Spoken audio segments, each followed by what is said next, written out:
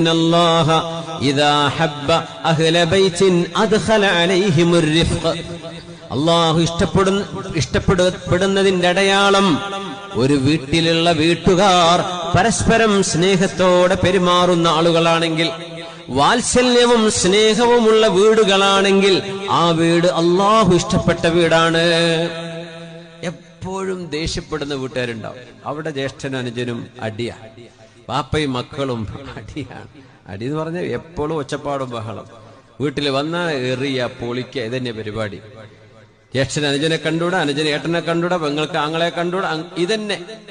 അങ്ങോട്ടും ഇങ്ങോട്ടും കടിച്ചു കീറുന്ന വീട്ടുകാരെ അള്ളാഹു ഇഷ്ടപ്പെട്ടതിന്റെ അടയാളമല്ലാതെ, അള്ളാഹു ഇഷ്ടപ്പെട്ടാൽ അദ്ഖല അലൈഹിമുർ റിഫ്ഖ്, വല്ലാത്ത സ്നേഹത്തോടെ വാത്സല്യത്തോടെ ശബ്ദം താഴ്ത്തി സംസാരിക്കുന്ന വീട്ടുകാര്, അതൊരു ക്വാളിറ്റി ആട്ടോ. നമ്മൾ മലയാളികൾ നമ്മുടെ ഭാഷനെ വെച്ച് ഒച്ചപ്പാടുള്ള ഭാഷയാണ്.